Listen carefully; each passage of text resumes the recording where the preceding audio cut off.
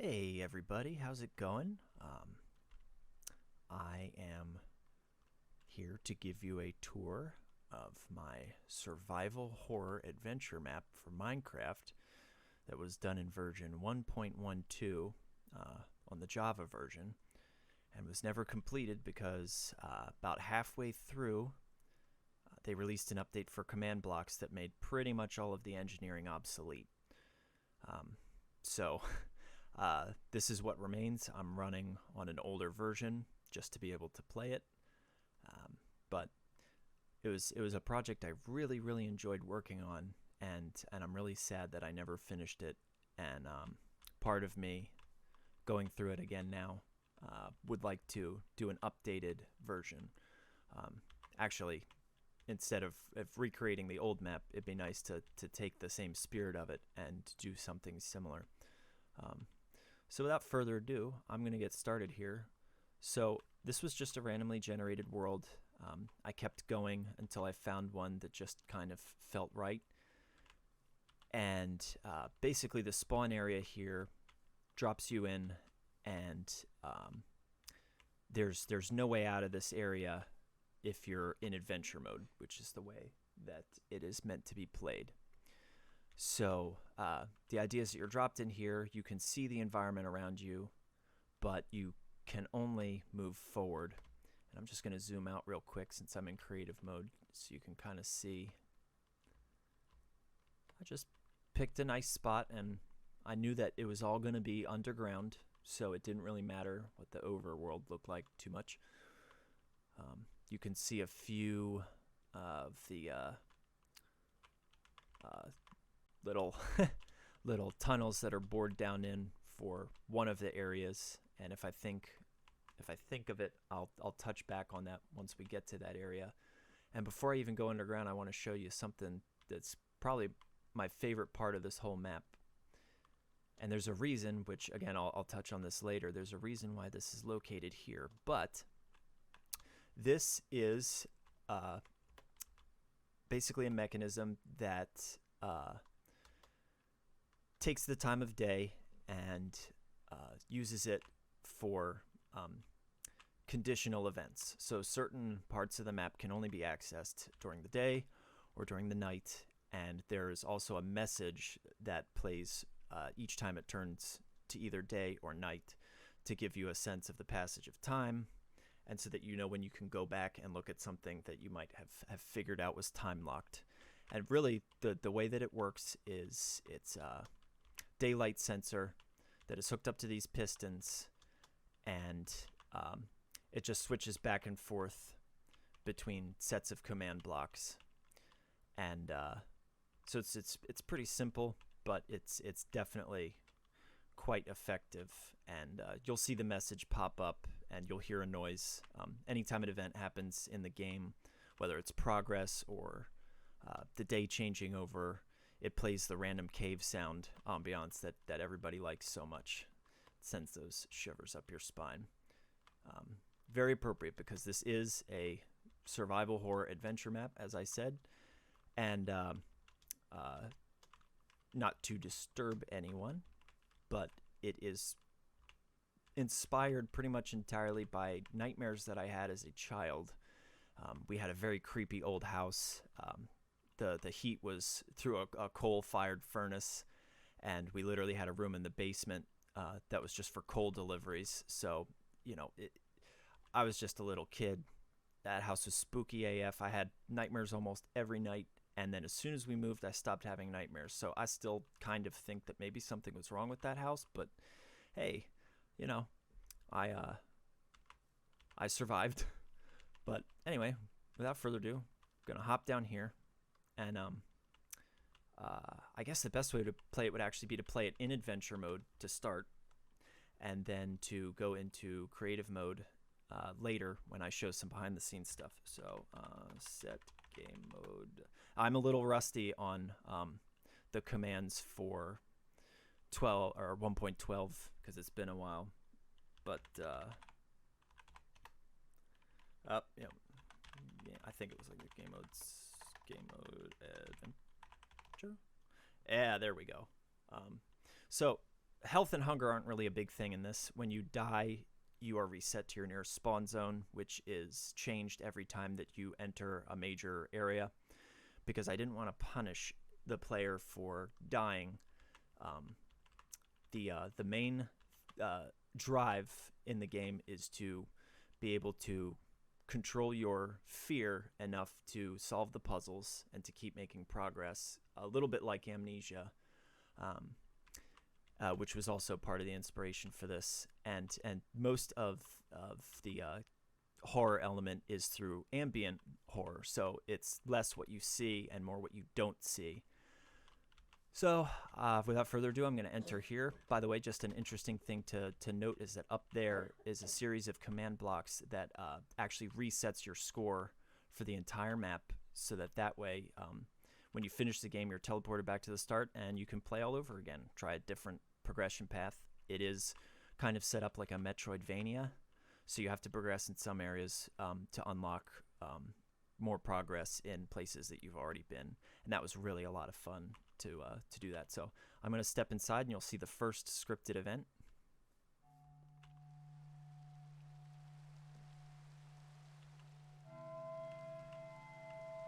So yeah, as soon as you step in here,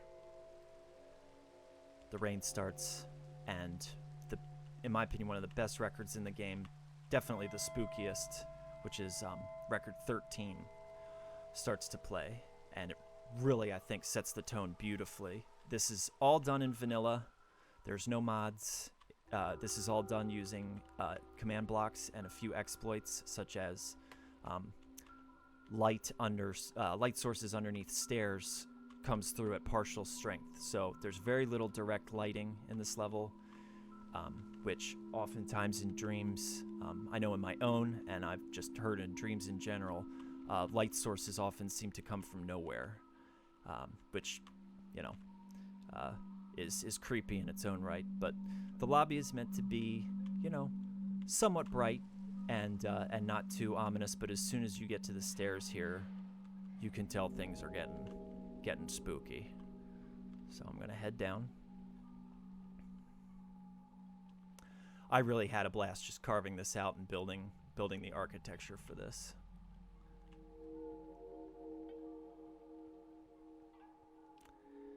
And here we come to what looks like a split where you have to choose a path. I love how this track stops and you think it's over, but then it just kind of changes and actually ends up being even creepier. So if you walk around, you'll find that no matter what, you come around, it's kind of a nod to the fact that even though it seems at first like you have a choice, you are still pushed to move in the same direction, downward.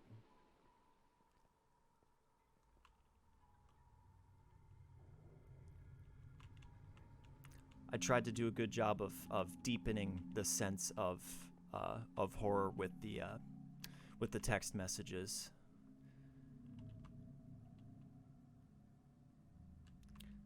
This central column here is important, and I'll show you why later. But anyway, we keep going down. Down, down, down, further and further.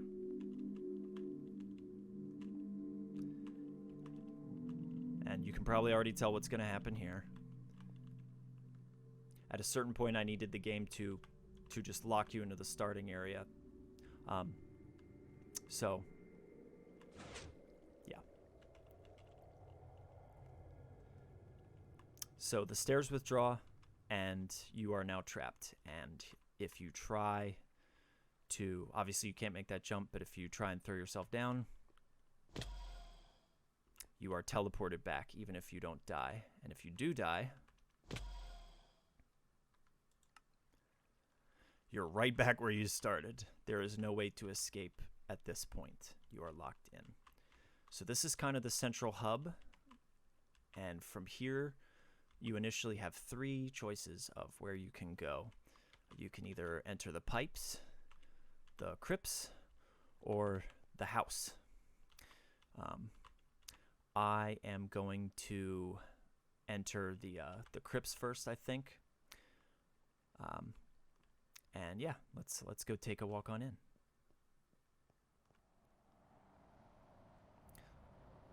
So the way that these scripted events work is that there are actually command blocks underneath me, and they work off of proximity. So once you pass over them, they have a detect function. If your score for a particular objective on the scoreboard is below a certain point, it'll add one, do the event, and the function of adding a point to that category in the scoreboard is so that you don't keep running into the same scripted event. So that message will only happen once until you go and you reset. Here's a cool thing. I don't know what happened to it. Oh, there it is. There's that scripted message for nighttime, which is perfect. That's why I decided to go into the crypts, because there is a time-locked event in the crypts. But I originally had it so that when you were looking through this port, the door at the end of this hall was open, and that as soon as you walk around, it's shut again. So little things like that, I feel like, really help to deepen the sense of uneasiness. So this is meant to be kind of like a chapel area for like I guess, for a funeral or something. You can see in here we've got some your standard crypts, your standard tombs. And this is a fun thing I programmed in just for fun and as to catch someone off guard. Is if you stand on the podium, just endless bats. I don't know that I really call that a jump scare, but it was just fun playing around, seeing what I could make happen. And if you leave this area, they do despawn so that it doesn't suck up a lot of resources. And they also die if they pass a certain point. They are not allowed to leave this zone. So there is a kill command actually set up at the edge of the zone, so that if they pass it, they just automatically die. Which I know that's pretty brutal, but it is what it is. So yeah, I'm gonna come through here.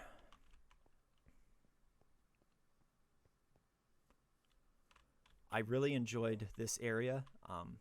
The way that I made it kind of random and to look like it was falling apart was actually to just carve out all the material of one type. So there was like a vein of dirt up in there, and I just removed all the dirt and put some stone up there. And so I find that to be easier than trying to do everything block by block, because I just get too perfectionisty. So as you can see, there's really nothing in these tombs. There's some grates. You can see that this leads somewhere, but there's no access. And look at that. Normally, you would not be able to access that, but because it is nighttime and this is open, you get the moonlight coming all the way down, illuminating the chamber here, and it is during nighttime that you are able to access this chest. Something broke with this event. This was supposed to give you a bow and trigger an event here. I'm going to see if I can get it to happen manually.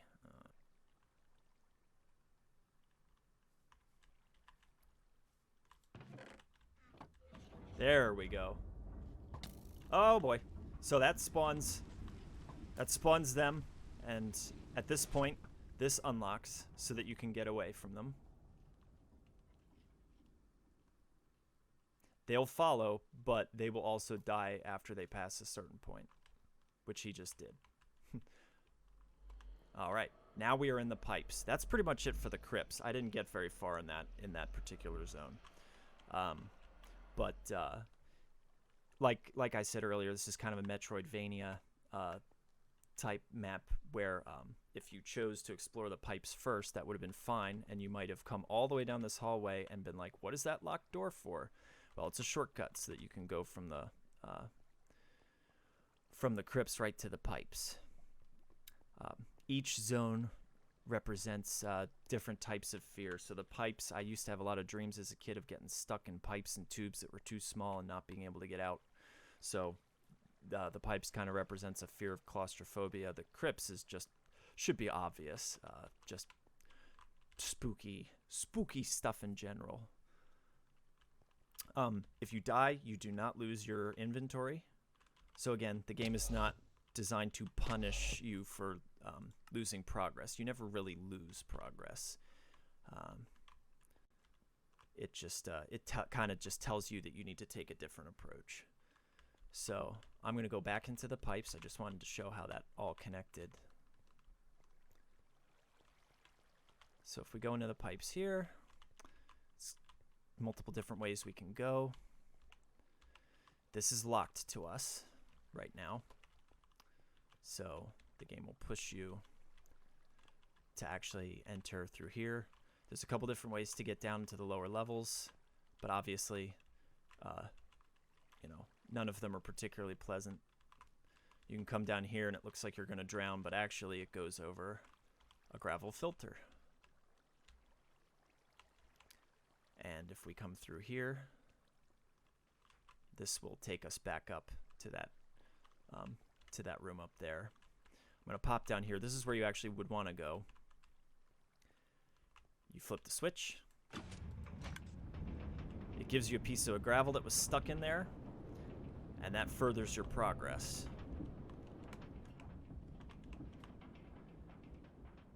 Now, there's a couple other directions you can go, but as you can see, you're very, very confined. So it is fairly claustrophobic. If we go through here, you can see where I built a connection for, and yeah, if you don't get it exactly right, you can't hop up there. So that's kind of like in dreams, like when you're trying to run but your legs don't work. There's the daytime passing notification. This was going to lead to another zone, but I never got that far. But yeah, the idea was that something would be chasing you and then you would be having a really difficult time getting out. Obviously, this stuff doesn't startle me because I had to play test it so many times. But now that we have made progress there, you will find this passage opens up to us now. Now, there's an event in here that's going to scare me no matter what because it always seems to happen at random, but there's an Elder Guardian in here, and that freaking icon that pops up and the sound that plays caused me to almost poop myself one time, even though I'm the one that programmed it. So it's probably going to give me a jolt anyway this time too. Oh, yep, it did. Oh boy. Okay. Hi, I knew it was coming and it still got me. So this is actually, I think, my favorite area in the game. This one was inspired by when I was a kid. My dad worked in a really large retirement home that had these massive boiler rooms and an incinerator, and there was just like steam rising up from vents in the floors. It was super creepy for a small kid. Sorry about that. The Office suddenly started playing on the TV with volume on for some reason. Everybody loves The Office, right? So yeah, this is the boiler room. What's cool about this is that there's another zone up above that the boilers feed, and then there's a zone below that fires the boilers. So the zones are kind of stacked on top of each other in a way that's supposed to make sense. And I'd like to think it does for the most part. So there's our buddy, the Elder Guardian. Yeah, he targets you if you get too close. This door, no way to open it from this side. You might have already figured out what you have to do, but basically, this game is all about confronting your fears. So let's just dive on in. Now his charge up attack takes a while, so it gets interrupted pretty easily. Again, it's not about punishing you. The game is about confronting your fears. So you make it into the control room, and you find that the door is actually activated with a switch, which the way I have it set up, sometimes you have to flip it multiple times. And that is now unlocked. If you come through here, you will find this creepy shower type vibe going on here. And that wall is blocked, but that wall is not always blocked. It's just one of those things, you can't take it for granted just because you don't see a door there. That doesn't mean you won't be able to get through later. because of the wondrous magic of command blocks. So pressing that button drains the reservoir, kills the Elder Guardian. It does not open up that wall, because I forgot you got to do something else. It's been so long, but I figured that would kind of add to the appeal. Me having to figure out some of this stuff again is kind of fun. So now that this is drained, you can come down here. This access hatch is actually opened now that it won't get flooded. And there's a switch down here. And that makes something happen in another zone. This passageway will take you back to that area where I flipped that first switch in this zone. And, you know, we could take a shortcut going back that way, but why bother when we can just come up here? So I think I didn't intend for it to be this way. I'm pretty sure I wanted it to be so that you couldn't enter this next area until, yeah, see, this isn't supposed to open yet. That's only supposed to open once you've fired up the boilers. So I'm not sure what happened there. It's been so long, I don't know. Maybe I changed something around, but this was going to be basically the first boss level. I really like the way that this shower room turned out. I always thought shower rooms were kind of creepy and saunas were kind of creepy. I don't know why, it just did. So that door would open up once you've beaten the boss fight, but my idea was either one large mob or like a horde of silverfish just coming out of all the shower stalls, which I think that would have been pretty cool. But nothing really to see here because sadly this is one of the places I had to stop when the project was abandoned. So I think that was pretty promising. I have no idea how I would have scripted that event, but I think it would have been fun. Oh, and there's a circuit I'll show you later that makes it so that you can, only the first time that you flip this door does it add a progress point to this zone, and then for the rest of the time, it just opens and shuts the door. So we got one more zone to explore in adventure mode before I turn on admin mode, as it were, and show you the behind the scenes. But the house one is probably the creepiest. This one was taken straight from my experiences in that old house where, well, you'll just see.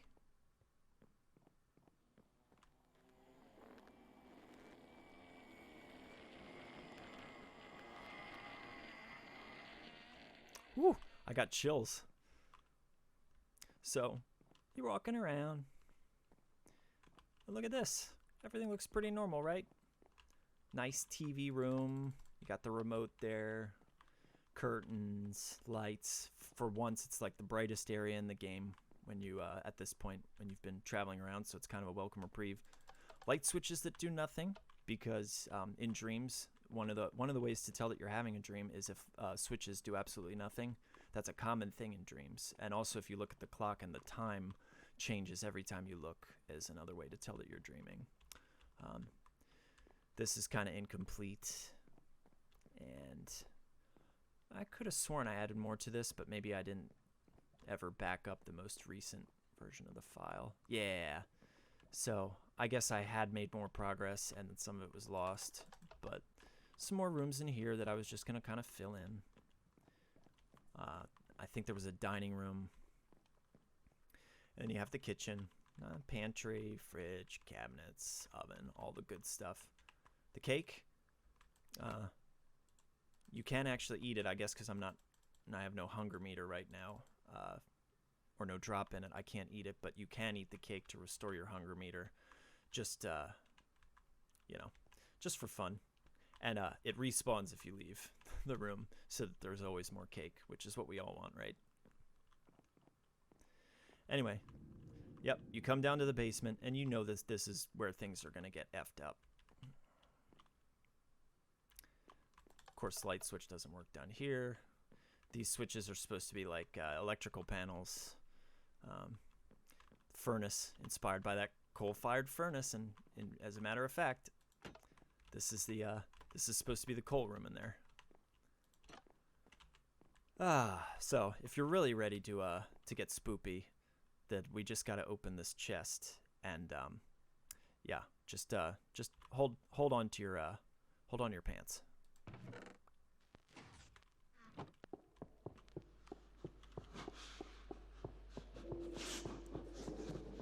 Ooh, I got the chills again.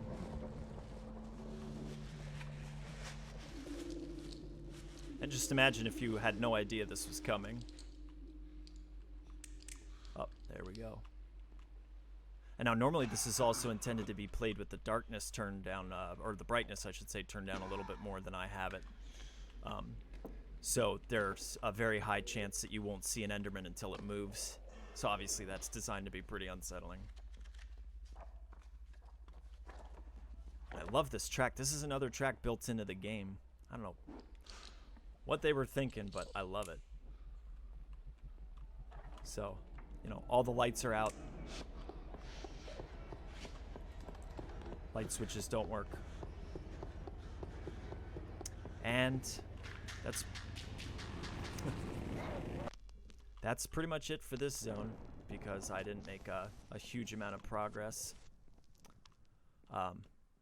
Oh, yeah, I said I would touch on this later if I remembered. But the reason you can hear the thunder, or the rain and the thunder, is because those tunnels that were bored down into the earth actually lead all the way down here. And it was supposed to be that you could see flashes of thunder behind the curtains. I don't know how well it ever worked out. Oh. Yeah, you can certainly hear it. Otherwise, without the tunnels, you wouldn't be able to hear it because of how far underground we are. But ironically, the rain is kind of soothing. All right, and now we get to the part that I'm actually most excited for, is to show off the behind the scenes. This whole thing is rigged up like a fun house, and what you don't realize going through it is that there are control rooms everywhere. So, without further ado, oh, not typing too well tonight. I've just set myself to an admin score of 1, which means, yeah, these passages will open up for me now.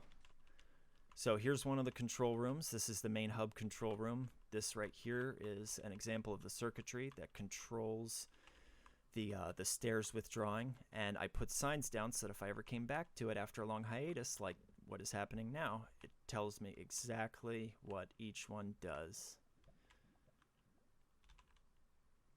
And they are set in a chain.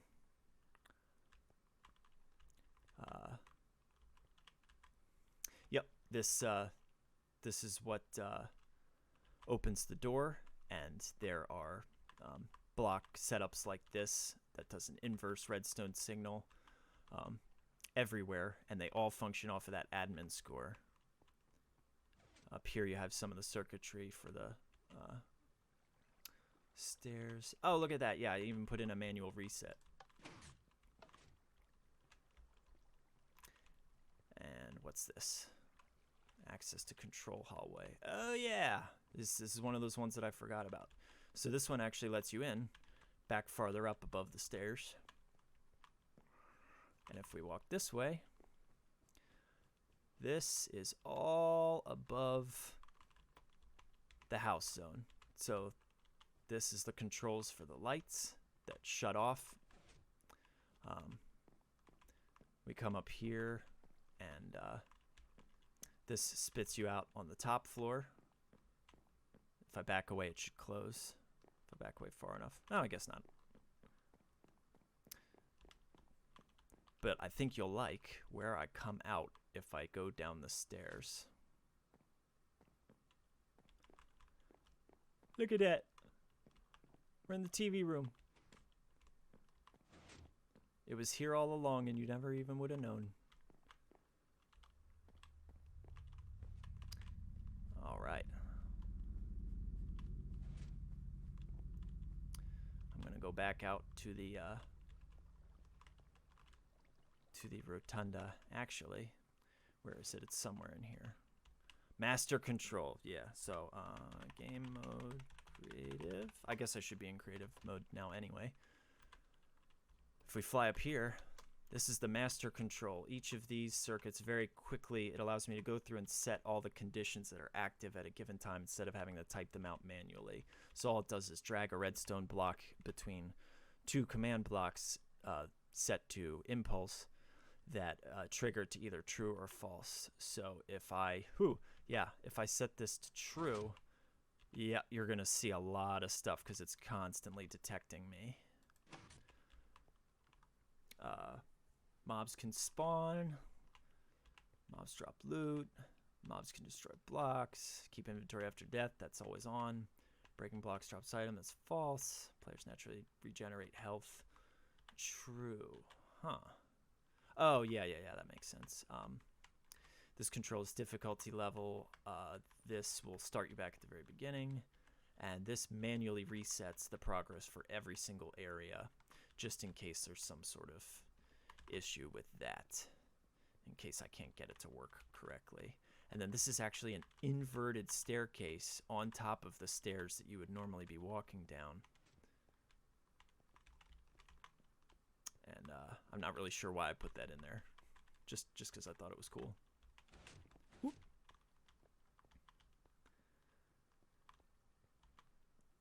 So let's say we go and explore some of the other control rooms, shall we? I forget where some of them are, so this is going to be revealing even for me.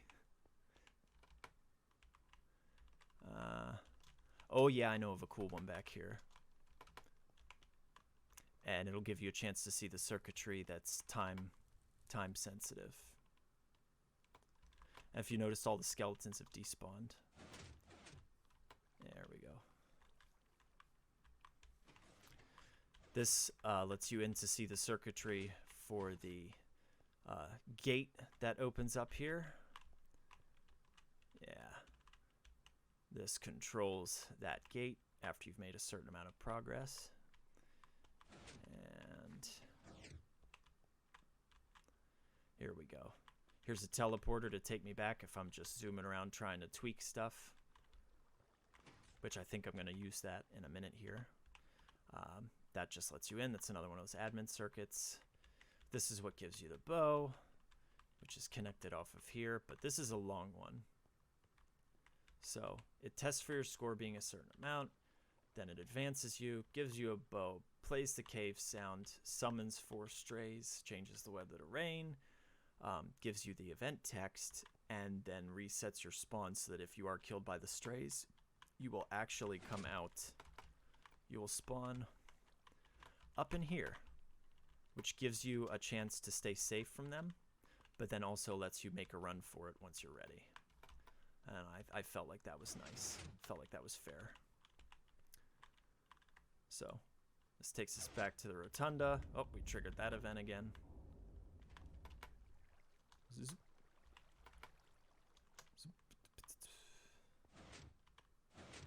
Aha, I forgot about this one. Here's a control room off to the side here for that gate.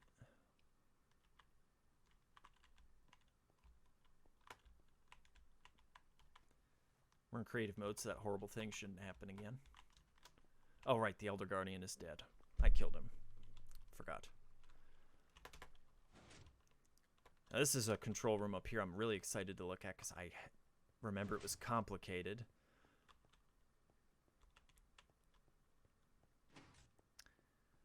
So this just controls that event where the pool is drained. This is the complicated circuit. This is the one that powers the door. And I forget completely how I ever... I completely forget how I ever did this. But it uses a comparator, and so that way, once you've opened the door once, it doesn't keep doing the same script. This is kind of cool. I don't know exactly what I intended to, look at that. I don't know exactly what I intended to do with this space up above, but this shows you all the light sources that shine down through the half blocks, and it allows you to actually go up and access above the shower room, or at least it did. There's the last world save that I have is not as far as I actually got, which is a little disappointing, but that's okay. I'm just amazed that I can still get this to run since they added the ability to play older versions compatibility. All right. So we're almost done here. For anyone who's still watching, thank you for sticking around this long. I hope you're finding this to be pretty entertaining, maybe even inspiring, because it is amazing what you can do with command blocks, and this was super fun to program. I am not a good programmer. I was flying by the seat of my pants the whole time. So obviously this boiler's inactive because it's the kind of somewhat hidden stairway down into this area. The other two, however, do function, and you can see that this is where you need to light a fire to light the boilers, which was supposed to be what would grant you access to the shower room. Last time I was down here, I noticed that I had ripped up some of the flooring to look at the circuitry. That's where I had last left it. But basically, this is supposed to be some sort of, demonic torture room. Zone. Don't remember what this admin room was going to be for. It's just here. That was going to go somewhere else. This is the least completed zone. But anyway, normally this area would be lava. It gets flooded with water when I hit that switch above earlier. Huh. Wonder why that doesn't reset. Normally that would reset so that it's lava again. But obviously... Oh yeah, and I had actually had this finished before. That is a shame, because this is where you get the blaze rods. And normally there would be blazes here to present a challenge. You can dodge them, obviously, but it's still pesky to try and do that and run away from them. But you'd take the blaze rods, and it would allow you to fire the boilers, which would not only grant you access to the shower room, but it would unlock the immolation chamber in the crypts, or the crematorium. So there's that fun bit.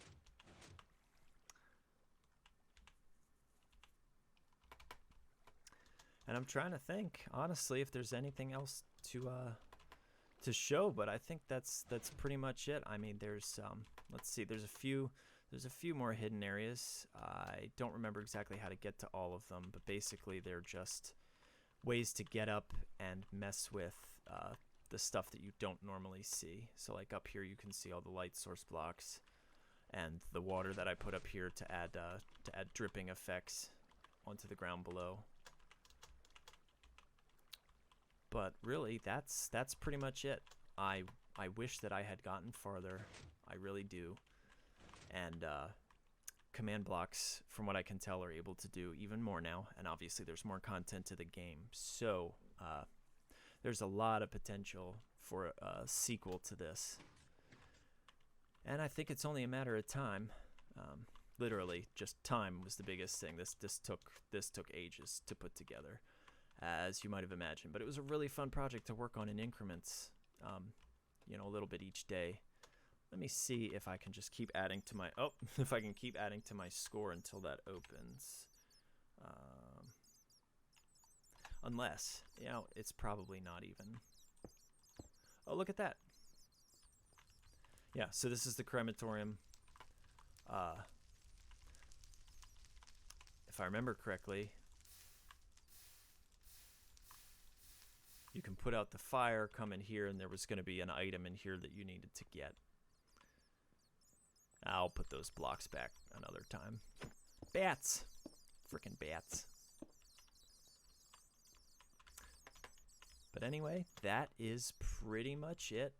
I wish I could show you the version that was as far as I got, because I really liked how you could see that the chamber was open and the roaring flames from here, and then when you walk around, suddenly it's closed. There's something creepy as hell about that. And, even though I play tested this a lot, things like that still made me feel uneasy. So I feel like that I accomplished my goal. So, yeah, thank you for sticking around this long if you're still watching. And if you would like to see me work on another map, please let me know. And I'll start generating some ideas. And until then, take it easy, and yeah, like, follow, subscribe, all that fun stuff. If you enjoyed yourself. All right, I'm out of here.